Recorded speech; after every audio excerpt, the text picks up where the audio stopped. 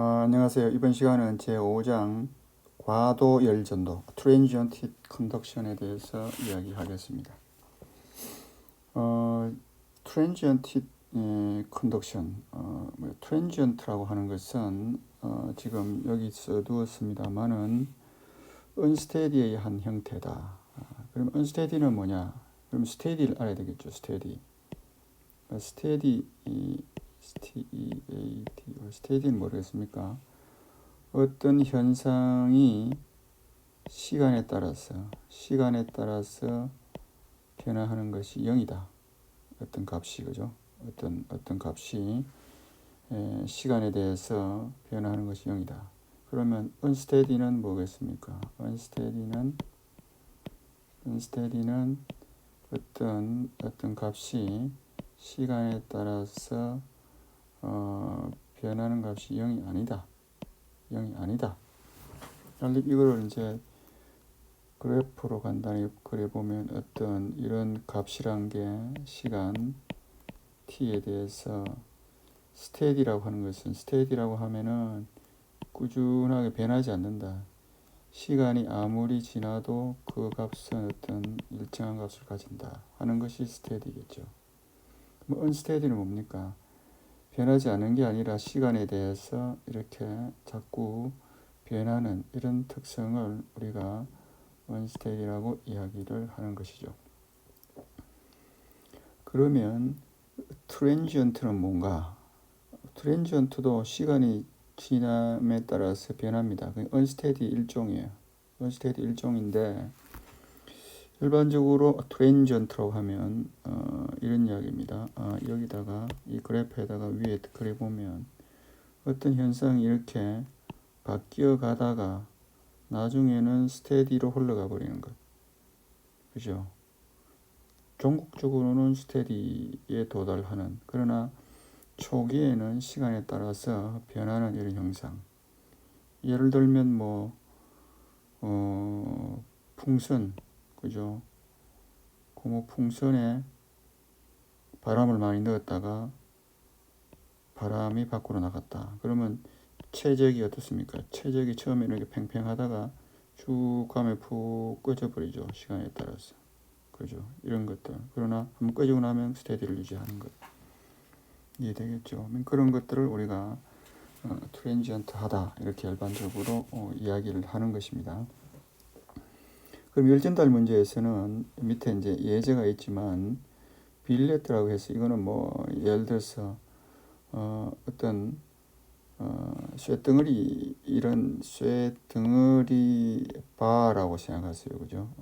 이렇게 이런 건데 처음에는 이런 형상을 예를 들어서 포스코 같은 데서 이제 만들어 나올 때는 주로 이런 걸 수직 주조하죠. 예를 들면은 이런 다시 그려볼까요? 이런 어떤 큰 통에 용융된 철이 있다 하자. 철이 있으면 이것을 이렇게 한가운데 어떤 구멍을 둬 가지고 이거를 밑으로 중력에서 흘러내리게 하는 거죠. 그래서 만약 밑에 예를 들어서 밑에 냉각 장치가 있다 하자. 물 같은 게 있어서 이걸 낙하하면서 집어넣으면 이렇게 고형화됐죠. 고형화된 것을 한 개씩 잘라 가지고 만드는 그 형상을 우리가 빌레트라고 합니다. 그래서 주로 원통, 이와 같은 원통으로 만들어진 것이죠. 자, 아무튼 여기서는 그게 중요한 게 아니라 이런 뜨거운 물체가 차가운 곳에 들어가면, 자, 이런 뜨거운 물체가 차가운 곳에 들어가면 온도가 급격히 하강하겠죠. 그래서 온도가 어떻습니까? 시간에 대해서 온도가 쭉 떨어져서 어느 온도 가면은 일정한 값을 유지하겠죠. 이런 값을 우리가, 이런 현상을 트랜지언트하다 이렇게 생각할 수 있는 것입니다. 자, 그래서 5장은 그러한 열전도 문제를 다루겠다 이런 이야기입니다. 그래서 우선 첫 번째 얘가 이제 빌레트, 좀 전에 이야기했던 그런 뜨거운 봉이라고 생각하세요.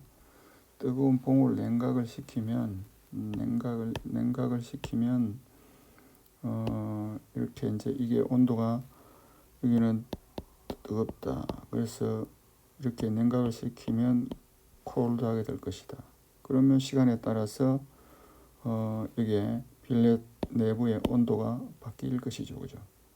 자, 이런 문제를 우리가 해결하기 위해서, 자, 이것도 이제 열 전도 문제니까 여러분들 2장에서 74쪽에 있는 2의 19식, 그죠? 이 무슨 식입니까? 열 확산 방정식 계속 나오죠. 그래서 지금 이 열 확산 방정식은 2장, 3장, 4장, 5장 열 전도 문제 전체를 지배하는 지배 방정식입니다. 그래서 여러분들 이 식을 잘 기억하고 있으라고 내가 누차 강조를 하고 있습니다. 자, 이 식을 한 번 더 설명하면은 이것은 이와 같은 3차원 이런 고체가 있다. 고체가 있으면 고체 내부의 임의의 점의 온도를 구하는 것입니다. 온도를. 그래서 그 온도는 x의 함수이기도 하고 y 함수이기도 하고 z 함수, 시간의 함수이기도 하다. 그죠? x에 대해서 미분되어 있고 y, z, 시간 이렇게 미분되어진 열 확산 방정식이죠. 자, 그래서 이거를 우리가 앞서서 뭐 스테디일 경우에도 적용해봤고, 스테디 같은 경우는 어떻습니까? 우측항, 그죠? 우측항, 요게 시간항이니까 시간항이 있는 것을 우리가 제거하면 스테디에 해당되겠죠. 언스테디인 경우에 이거를 우측항을 제거할 수가 없습니다. 알겠습니까? 우측항을 제거할 수가 없다. 또 그 다음에 힛 제너레이션이 있다. 요건 힛 제너레이션 항이죠. 그래서 열 생성항이 있으면 요 항을 살려두고 없으면 제거해 버리면 되죠. 그죠? 그 다음에 1차원이냐 2차원이냐 3차원이냐. 현재 식은 XYZ 3차원식이죠. 그래서 2차원이면 어느 두 개만 두고 나머지를 제거하면 되겠죠. 그죠? 뭐 이래 두 개 X가 없어질 수도 있고 그야 뭐 그때 상황에 따라서 제거할 수 있지만 1차원, 2차원, 3차원 그죠? 1차원이 어떻습니까? 말란 X만 있다면 나머지에 대한 변화율은 없다. 이렇게 생각하면 되는 것입니다. 그죠? 그래서 아무튼 여러분들은 이제 어떤 열전도 문제라 할지라도 그 고체 내부의 온도를 구하기 위해서는 2의 19식 이 열 확산 방정식을 가지고 내부의 온도를 구하면 되는 것입니다. 그죠? 내부의 온도를 구하면 된다 하는 것입니다. 이 5장에서도 마찬가지입니다. 5장에서도 이 트랜지언트한 문제는 이와 같이 핫 빌레트가 냉각되는 문제에 있어서도 시간이 이렇게 가면 그 빌렛의 온도가 이렇게 바뀌다가 어느 순간에 일정하게 이렇게 유지되겠죠. 이런 문제가 이제 트랜지언트한 문제인데 우변항을 수고하지 말고 우리가 해결하면 되겠다 하는 것입니다. 그러면 그 빌렛 내부에 어떤 곳의 온도라도 우리가 얻을 수 있는 방정식이다 하는 것이죠. 자, 근데 이제 여기서 우리가 새로운 아이디어를 하나 갖고 옵니다. 집중용량법이다. 위에 우리가 2의 19식을 가지고 풀면 어떻습니까? 19식을 가지고 풀면 이 온도란 놈이 온도가 이 x, y, z, t에 따라서 아무리 변해도 어떤 공간 위치에서 시간이 언제일지라도 x가 어떤 위치, y가 어떤 위치, z가 어떤 위치에 있는 그 위치에 10초 뒤에, 20초 뒤에, 1시간 뒤에 온도를 얻을 수가 있습니다. 이 식은. 그죠? 그러니까 모든 곳의 온도가 다 다르다 이렇게 생각하는 거죠. 그게 일반적이죠. 그래서 이 식으로 해결하면 된다는 말이죠. 그러나 이제 꼭 이 식을 쓰지 않고 간략하게 할 수 있는 방법도 있다 하는 것이죠. 그래서 그 방법이 집중용량법인데, 근데 이 집중용량법을 쓰려 그러면 이 하나의 어떤 가정이 있어야 돼요. 가정이 뭐냐면은 좀 전같이 빌렛 온도가 있는데 이 온도를 이와 같이 액체에다가 집어넣어서 온도를 냉각을 시켰다. 그러면 냉각을 시켰을 때 실제로는 어떻습니까? 여기 이렇게 이 액체 뜨거운 게 이게 온도가 높은 것이 콜드 플루이드에 지금 들어왔다. 들어오면 자 이게 예를 들어서 뭐 한 300도짜리다 하셨던이다. 근데 이게 뭐 물이 25도다 하면 막 해서 들어와서 이제 열전달이 막 일어나겠죠. 열전달이죠. 어떻게 될까요? 이게 300도에서 그죠? 25도 쪽으로 열전달이 막 일어나겠죠. 이렇게. 그러면 오른쪽과 같이 이렇게 생각할 수 있다. 어떻게? 그러니까 이 여기에서 분출되어지는 에너지 아웃이 결국은 어디로 갑니까? 그죠? 물 밖에 대류열전달로 다 가버렸죠. 그럼 이 식이 에너지식으로서 합당하다. 그죠? 합당하다. 자, 근데 이 집중용량법은 어떻게 생각하느냐면 온도가 이제 300도에서 25도로 지금 급속하게 냉각이 될 텐데 이 모든 그러니까 어떤 공간은 생각하지 않고 모든 곳의 온도는 다 똑같이 하강한다. 요 예를 들어서 액체 근처나 한가운데나 온도가 다 다르지 않고 물론 실제로는 어떻습니까? 300도가 25도에 이렇게 접하면 접하는 부분의 온도가 먼저 낮아지겠죠. 하지만 여기서는 그런 가정, 그러니까 공간적으로 온도는 균일하다고 가정을 한 것이 집중용량법이다 하는 것입니다. 아시겠습니까? 전체 체적에 대해서 뭐 200도, 그죠? 또 150도, 100도, 70도 이렇게 평균적으로 계속 온도가 하강한다. 이렇게 생각하는 방법이 집중용량법이 되겠습니다. 그럼 이거는 어떤 경우에 해당될까요? 예를 들면 이와 같이 둥둥하게 있는 이런 것들은 사실상 집중용량법에 해당되지 않습니다. 왜? 이게 여기가 300도고 여기가 25도면 표면에는 뭐 급속하게 한 20도, 25도로 하강하지만 안쪽에는 여전히 300도 유지하겠죠. 그죠? 그래서 이런 형상은 집중용량법을 쓸 수가 없다. 사실상. 어떤 게 있느냐? 예를 들면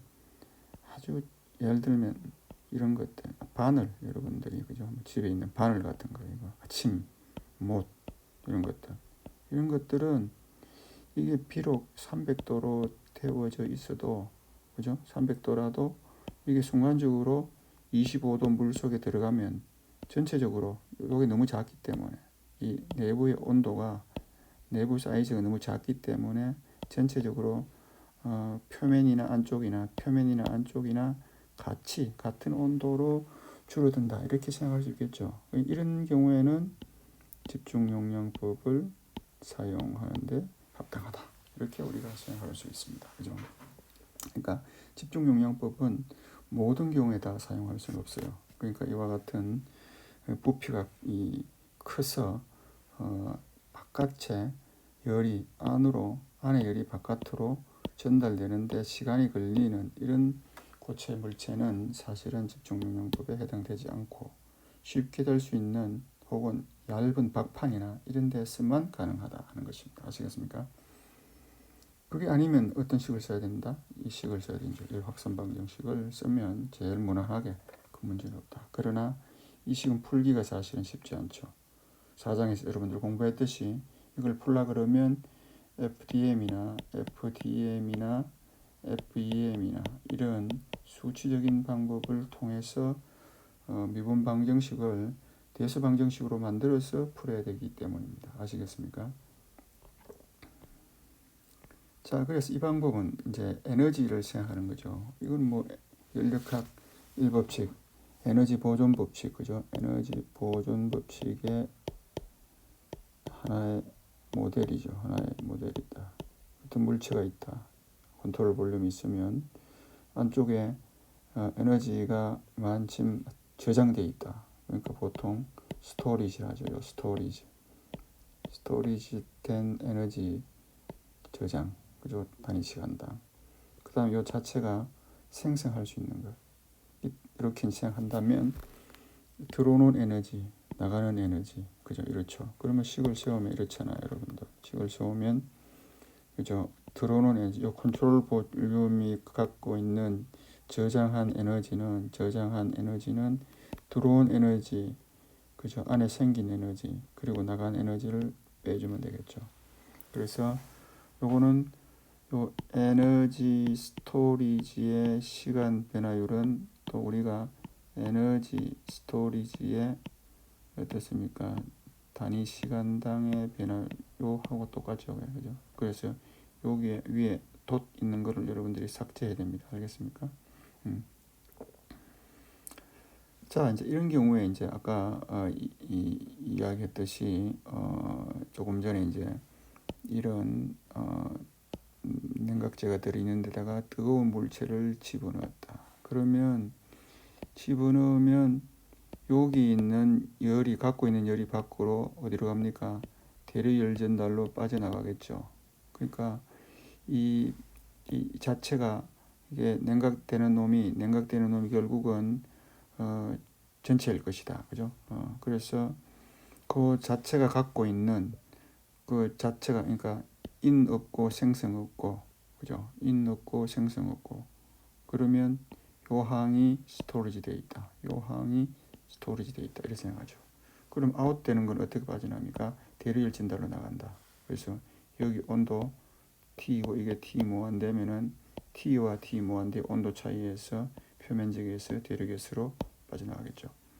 그래서 그거는 스토리지 된 거다. 스토리지 된 것은 뭐고? 요 물체의 비열에다가 질량 곱해주고 온도 차이 단위 시간당 이렇게 하면 되겠죠. 그래서 이것은 또 질량을 어떻습니까? 질량은 밀도 곱하기 체적으로 바꿀 수가 있죠. 그래서 우리가 5와 2와 같은 간단한 미분방 정식을 하나 만들게 됩니다. 이렇게 이제 집중 용량법으로 생각을 하면 그 간단한 미분방 정식이 나오는데 원래 아니면 이 19식을 가지고 그대로 풀면 되는데 식이 복잡하겠죠. 그래서 이제 여러분들은 어떻습니까? 요 5의 2식, 5의 2 미분방 정식을 풀기만 하면 해를 구할 수가 있다 하는 것입니다. 미분방 정식을. 그러면 이걸 뭐 빨리 한번 풀어볼까요? 조금만 집중하세요. 빨리 풀어보면 우선 요거를 온도 차이를 식을 간단히 하기 위해서 세타로 둡니다. 이거를 세타로. 그래서 그 온도 차이를 세타로 둬보자. 그러니까 어떤 이야기죠. 요 내부의 온도가 T라 하고 요 주위의 유체 온도가 T 무한대를 하면 요 온도 차이를 세타라고 하자 말이지. 세타라고. 그럼 요 1차 미분 시간에 대해서 1차 미분하면은 요거는 상수니까 없어지고 같아지겠죠. 그래서 요거를 요 대신에 세타 향으로 이제 바꿔였습니다. 그죠? 세타 향으로 바꿔였고 그러면 요것도 세타가 되고 그죠? 그래서 식이 이렇게 바뀌어 있습니다. 바뀌었으니까 요거를 이제 풀어야 되죠. 풀기 위해서 식을 약간 수정했습니다. 수정해가지고 이제 어디서 어디까지 적분하냐면 시간의 시작 그러니까 그래서 여기서 퐁당 이렇게 딱 집어넣는 그 시간이 여기서 시간이 0이다. 착착착착 해서 시간 이미 t까지 변한다. 온도는 처음 온도를 우리가 ti라고 하고 그죠? ti에서부터 나중 온도 바뀔 때까지 그죠? 그래서 적분을 하겠다는 이야기입니다. 그래서 위의 식을 시간 0부터 시간 t까지 또 온도는 세타 i부터 세타까지 여기서 세타는 아까 이야기했잖아요. 세타는 이렇게 정의했으니까 그죠? 세타는 그때 t 빼기 t 무한대니까 그러면 처음은 어떻습니까? 이걸 ti 하면 이거를 세타 i 이렇게 할 수 있겠죠. 그죠? 나중에는 이렇게 되겠죠. 그죠? 나중에 온도 t니까 이 t를 집어넣으면 세타다. 이렇게 생각합니다. 그래서 이거를 적분하면 여러분들은 뭐 간단하죠. 요거는 세타분의 세타는 뭡니까? ln 세타죠. ln 세타 그죠? 그리고 세타 i의 세타 그죠? 그러면 이걸 적분하면 ln 그죠? 세타분의 세타 i. 근데 오른쪽에 마이너스 있으니까 이걸 상하로 바꾸어서 정리하면 이와 같이 5.5씩을 쉽게 얻을 수가 있습니다. 5.5씩을. 자, 5.5씩을 간단히 이렇게 구해놓고 보면 5.5씩이 무슨 의미인지를 우리가 생각 한번 해봅시다. 우리가 지금 미지수 요게 지금 뭡니까? 요거 시간이죠, 시간. 요거는 세타는 그죠? 세타는 아까 여기 있네요, 요거. 세타는 뭐 어떤 그러니까 온도, 이미 온도 우리가 사실은 요걸 구하는데 거기다가 T를 빼준 거를 우리가 세타로 했으니까 요걸 구하면 요걸 구할 수 있는 거죠, 그죠? 그거. 그러니까 이것은 뭡니까? 결국은 요게 세타 온도가 세타가 되는데 결국은 온도가 이미 온도가 되는데 그 세타 그러니까 온도가 세타에 도달되는데 걸리는데 더한 시간을 구할 수 있다. 시간, 요 시간, 요 시간 그렇지 않습니까? 그죠? 시간 t를 구할 수 있는 식이죠. 그 다음에 또 한 식은 5의 5식을 그죠? 요 지금 t하고 세타의 위치를 바꿉니다. t하고 세타를 세타로서 한번 표시해보자. 세타분의 세타를 한번 끌어내보자 하면 L되니까 엑스포넨셜 들어가고 그죠? 상수항의 시간 t 이래 되는 거죠. 위의 식을 바로 바꾼 겁니다. 뭐 어떤 계산한 것이 아니고 그죠? 그죠? ln 엑스포넨셜로 바꿔진 거죠. 자, 이래 놓고 보니까 이거는 뭡니까? 시간을 대입해서 온도를 구할 수 있다. 시간을 대입해서 우리가 세타를 구할 수 있다. 세타는 뭡니까? 여기 되어 있죠. 세타는 이렇게 되어 있죠. 세타는 이렇게 올려져 있죠. 그래서 우리가 최종적으로 구하려고 하는 t를 얻을 수가 있다 하는 것입니다. 5의 6식은 그죠? 그러니까 5의 5식과 5의 6식은 같은 식입니다. 같은 식인데 우리가 표현만 위에는 시간 한번 구해보려고 한 것이고 5의 6식은 온도를 한번 구해보려고 식을 바꾼 것입니다. 아시겠습니까? 그럼 조건은 이미 알다시피 처음에 시작할 때는 온도가 Ti였죠. 다 우리가 최종 온도는 주위 온도하고 똑같으니까 최종적으로 이래 되겠죠. 그러면 요거는 세타식으로 바꾸면 위에서 어떻습니까? 위의 식이 이게 좀 복잡합니까 여러분들? 싹 지워볼까요? 그죠?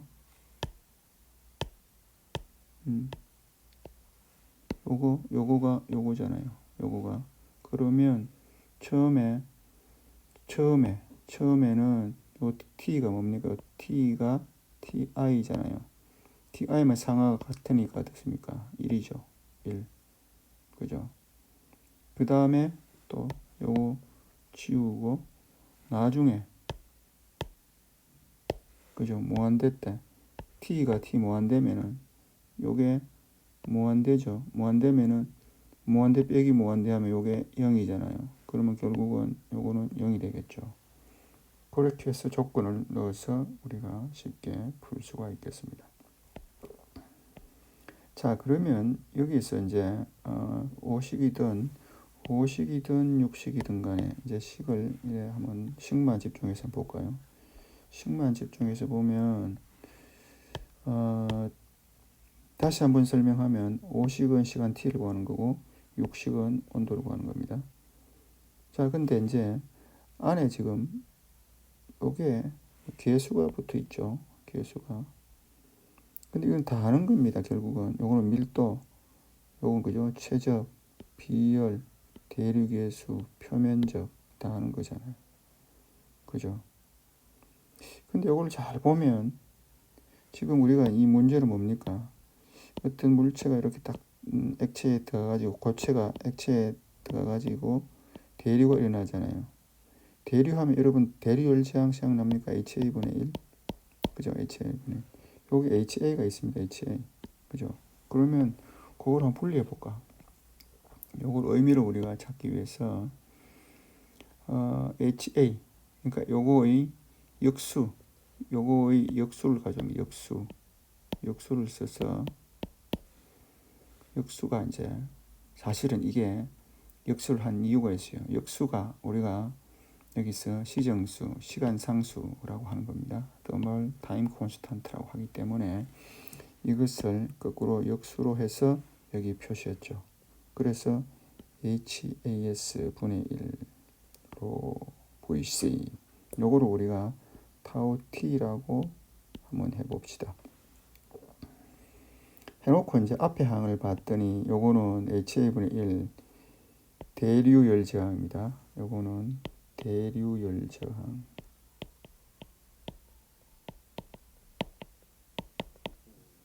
위에는 로 VC 열 용량이었죠. 기억납니까? 열 확산계수 할 때, 그죠? 알파 할 때 열 용량입니다. 그래서 요거는 R 열 저항, 그죠? 서멀 요거는 열 용량이니까 커패시턴시 용량이란 말이에요. 그 곱으로 나타내진 게 이 타우 T 이거를 우리가 시간 상수라고 하는 것입니다. 그래서 이게 시간의 의미를 갖고 있다 하는 것입니다. 자, 그래서 위에 식을 잘 뜯어보면 이제 이 식에서 보통 하는 방법이죠. 자, 이 식에서 요항 시간 상수가 크다 작다 이렇게 생각해 보면 그러면 이게 값이 우선 클라 그러면 요게 크든지 요게 크든지 해야 될 거예요. 그죠? 그럼 앞에 거는 뭡니까? 저항이잖아요. 대류열 저항이 크든지 아니면 열 용량이 크든지 하면 시간 상수는 커진다. 그러면 시간 상수가 크다 하는 것은 뭐고 이 대류열 저항이 커진다. 대류가 잘 일어납니까? 잘 일어나지 않는다는 이야기입니까? 대류열 저항이 크니까 대류열 전도가 일어나지 않는다는 이야기죠. 그죠? 그 이야기는 주위의 유체, 이게 아까 이런 물체가 이게 300도짜리가 25도짜리 풍덩 들어가도 이 저항이 크면 금방 25도로 안 바뀐다는 것이죠. 그러니까 주위 환경에 느리게 대처한다. 타우 시정수가 크다는 것은 이것도 마찬가지 아닙니까? 열 용량이 크다. 여러분들 옛날 공부했잖아요. 삼겹살 돌구이판이 두 박에 돌판으로 되어 있다 하면은 온도를 바꿔도 그렇게 빨리 안 바뀌죠. 하지만 한번 바뀌고 나면 그 온도를 또 끝까지 유지하는 거는 이 연용량이 큰 놈들이죠. 이런 것들을 잘 환경에 따라 잘 안 바뀌는 놈을 시정수가 크다 이렇게 이야기하는 거예요. 알겠습니까? 그래서 그 역은 시정수가 작으면 어떻습니까? 삼겹살 불판이 아주 얇은 철판 같은 거는 시정수가 작겠죠. 그죠? 그런 의미로 생각해 볼 수가 있겠습니다. 시정수 잘 생각해 보시기 바랍니다. 이거는 이제 전기에서 저항과 커패시턴시 회로에서 우리가 방정할 때 전압 감소 일어나는 것과 같다 하는 의미입니다. 자, 그래서 이제 우리가 전체적인 열 전달을 이제 생각해 보면 이렇게 빌렛이 풍 빠졌다. 그러면 여기에 대류열 전달로 빠져나가죠. q 컨벡션, 그죠? 그래서 q 컨벡션은 HA의 온도 차이, 시간 0부터 t까지. 또 요거는 앞에서 우리가 세타로 이야기했죠. 그래서 세타 dt. 그리고 세타는 이제 어디서 구했습니까? 세타는 이미 다 구해놨잖아요. 여기서 세타는 요 식이죠. 요 식. 세타는 오른쪽에 세타 i 곱해줘가지고 오시면 5의 6식이다. 그죠? 5의 6식을 이렇게 집어넣어서 그 다음에 적분해서 뭐 이렇게 얻어낼 수 있다 하는 것입니다. 그래서 우리가 이렇게 열 전달, 그죠? 양 얼마인지를 쉽게 얻어낼 수가 있는 것입니다. 자, 그럼 아까 이야기했듯이 이제 집중 용량법은 이거 이제 어떨 때가 타당하냐 하는 것을 5의 2절에서 좀 설명을 하고 있습니다.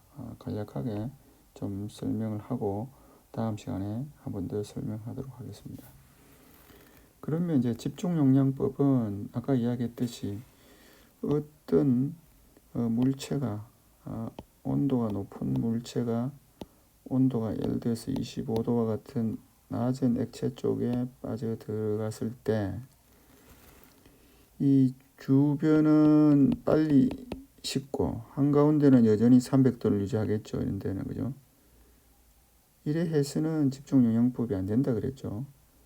근데 이제 예를 들면 바늘이나 얇은 판 같은 거는 이게 300도를 할지라도 25도에 처하게 되면 금방 온도가 이 전체 온도가 다 똑같이 동시에 바뀌는 현상을 갖는다. 그러니까 예를 들면은 전도가 잘 고체 내부에서 열 전달, 열 전도가 빨리 일어나 버리면 되는 것이죠. 그래서 이제 우리가 이 그림은 좀 복잡합니다만은 그 어떤 표면을 하나 더 그려보면 우리가 어떤 평면벽이라고 생각하자. 평면벽이라고 생각하면은 평면벽에 한쪽에 온도가 TS1, 여기 온도가 TS2라고 하자. 그리고 왼쪽에 온도가 더 높다고 보고, 그래서 온도의 기울기는 이래 돼 있다. 이렇게 생각하는 거죠. 하면은 열은 이렇게 이제 흘러가겠죠. 그러면 우측 표면에서 여기를 컨트롤 볼륨 한번 잡아볼까요? 그러면 여기서까지는 전도되어 나오는 Q가 요 밖으로 빠져나갈 때는 뭡니까? 대류로 빠져나가겠죠. 대류. 그죠? 전도로 되어 나온 게 대류로. 그러니까 Q 전도가 요 컨트롤 볼륨에서는 어떻습니까? Q 대류가 되겠죠. 그죠? 그래서 그 식을 쓰면 그 전도식, 대류식 이렇게 되는 겁니다. 그죠? 여기에서 컨트롤 볼륨에서. 자, 그래서 이제 여기에 이 식에서부터 온도 차이를 왼쪽으로 갖다 놓고 우변에는 앞에 이제 개수들을 몰아서 우리가 보기 좋게 정리를 했습니다. 했더니 정말 잘 나왔죠. 뭡니까? HA분의 1분의 KA분의 HL. 이건 뭐죠? 앞에서 우리가 열저항일 때 요거는 뭐고? 대류열저항이고 요거는 전도열저항이다. 그죠? 전도열저항 나누기 대류열저항이 됐다. 그 실제로는 어떻습니까? A 없애고, 그죠? 그러면 K분의 HL 값이 나오는 것이죠. 이거를 우리가 BO, 사람 이름입니다. BO, 마지막 T는 무음입니다. BO수라고 합니다. BO수. 무차원수죠. 무차원수. 왜? 온도분의 온도니까. 무차원 파라미터인데 무차원수로서 BO수 앞에 요 BI라고 우리가 표시를 합니다. 이 값이 BI. 이 BI는 대류열저항분의 전도열저항이에요. 대류열저항분의 전도열저항. 그러면 이야기 한 김에 계속 좀 합시다. 여기까지만 할게요. 여기까지만 하면, 자, 좀 전에 정의한 BO 남바는 그러니까 대류열저항분의 전도열저항이다. K분의 HL이죠. 그죠? 그럼 이게 어떤 의미를 갖고 있느냐? 그럼 이게 1보다 무지 작다는 것은 우변 오른쪽처럼 이래 되죠. 1보다 작다고 해보자. 그러면 1보다 작은 케이스는 BO 넘버가 1보다 작은 경우는 어떤 경우냐 하면은 이런 경우인데, 이 경우를 한번 생각해 보자. 전도 저항이 대류 저항보다 무지 작다. 전도 저항이 작다는 것은 열전달로 보면 전도 열전달이 대류에 비해서 잘 일어난다는 거겠죠. 저항이 작으니까. 그러니까 전도는 고체 내부에서 이 전도 저항이 작다는 것은 고체 내부에서 열전달이 잘 일어나겠죠. 확 일어나 버린다. 그죠? 어떤 경우에 BO 넘버가 1보다 작은 경우에. 그러면 그림으로 보자면 이렇습니다. 예를 들어서 아까 이제 이 그림 어떤 물체를 이렇게 빠뜨린다. 그죠? 낮은 온도에 300도가 200도에 풍 빠뜨려졌다 하면, 만약에 BO 넘버가 1보다 작다는 것은 이게 열전달이 잘 되고 온도가 거의 표면이나 안쪽이나 온도가 비슷하게 하강한다. 이렇게. 왜? 열전달이 전도 내부에서는 그러니까 고체 내부에서는 그래서 열전대를 잘 일어나 가지고 기울기가 작단 말이지. 이런 기울기가. 근데 이게 요거는 이제 1보다 작은 경우에 근데 이게 확 커버리면 이게 거꾸로 되면 색깔을 바꿔볼까요? 만약 이게 이래 되면 이래 되겠죠. 이래 되면 전도 저항이 크겠죠. 전도 저항이 크니까 고체 내부에서는 열전달이 이게 이 온도 분포가 처음에 온도 그 다음에는 이래 되고 이래 차이가 많이 나게 된다는 거죠. 여기 1보다 크게 되면. 그러니까 결국은 고체 내부의 온도가 동시에 비슷하게 변해야 집중용량법을 쓸 수 있잖아요. 집중용량법을.